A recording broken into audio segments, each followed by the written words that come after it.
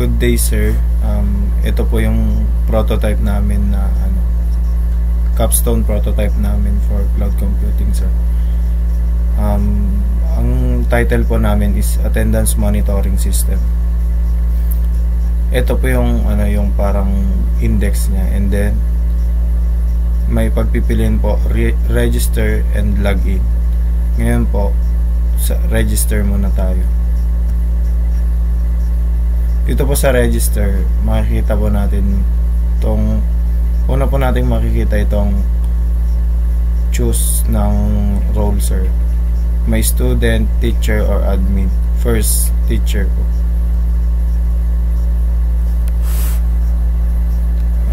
Una po, maglalagay po tayo ng full name. For example,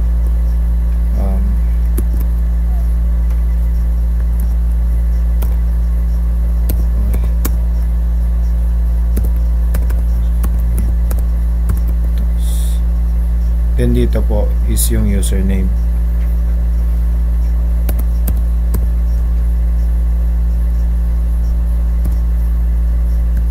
Then dito po password. Tapos dito po magse-select po siya ng subject niya kung anong mga ituturo niya. For example, communication. Then register lang po natin. Then pagkatapos po na ma-register, i-login po natin yung teacher. Dito po, sir, makikita po natin is naka-captcha na po siya. So pag hindi po natin siya i-check, hindi na po siya maglalagin. So try po natin i-login nang hindi chinecheck.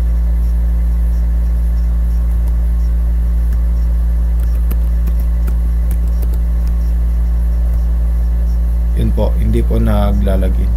Pero kapag chineck naman po natin,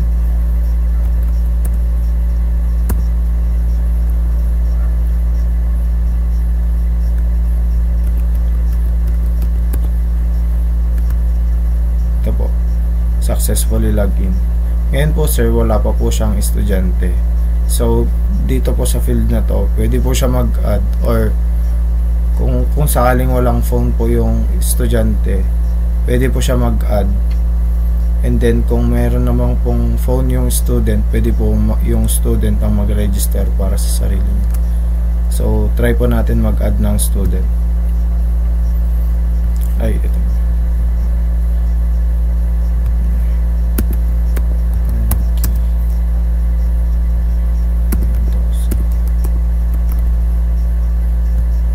Username,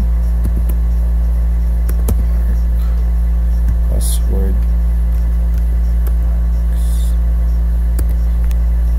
then section, woman, parent contact, and then add student.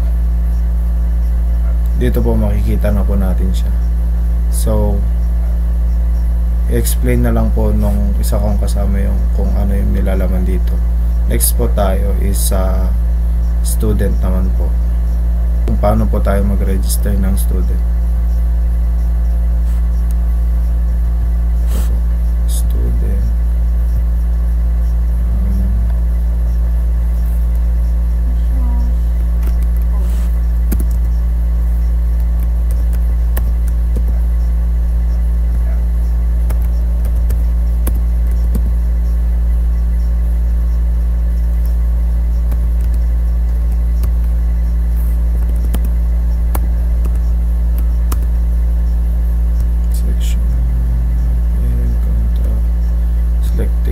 Dito po, pwede po tayo mamili ng teacher dito. For example, Paul Barrientos. Register. Yun. Register na po. Try po natin siya i-login.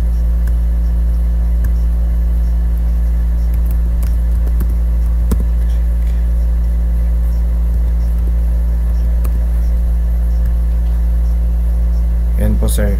Hindi pa po siya na-check ng teachers, kaya wala pa pong nagpapakitang days present po siya, sir. Yan lang. Next naman po is sa admin. Magre-register po tayo ng admin.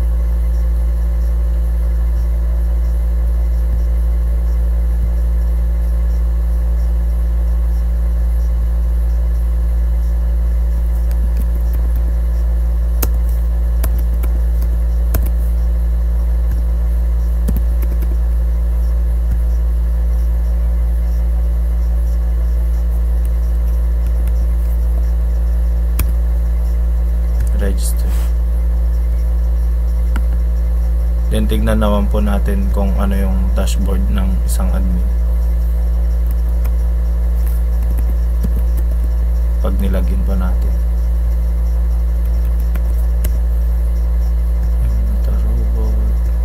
Login. So ito po yung yung dashboard ng admin.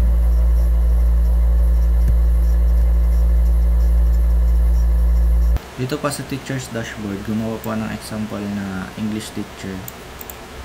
Then makikita po dito yung list of students na meron sa isang klase, and pwede rin po dito na siya mag-add ng mga hawak niyang students, like for example ganito po.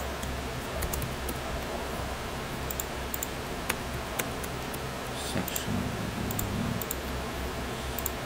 add student, and makikita na po siya dito. Then pwede na rin po siya dito mag-check ng attendance. Submit attendance.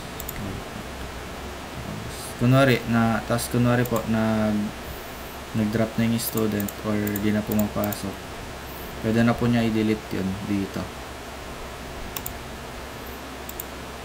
Nawala na po yung isang estudyante. Tapos pwede na rin po i-download yung attendance into Excel file. Yan po.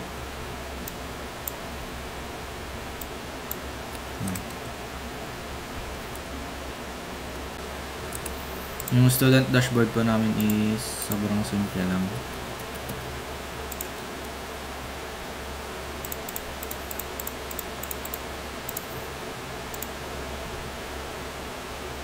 Dito po makikita nyo lang po yung total days present and kung saan subject ka naka-under.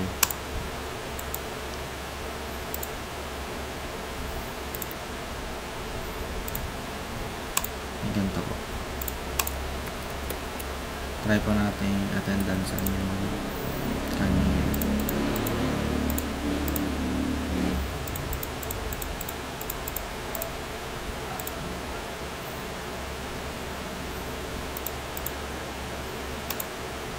Ayan.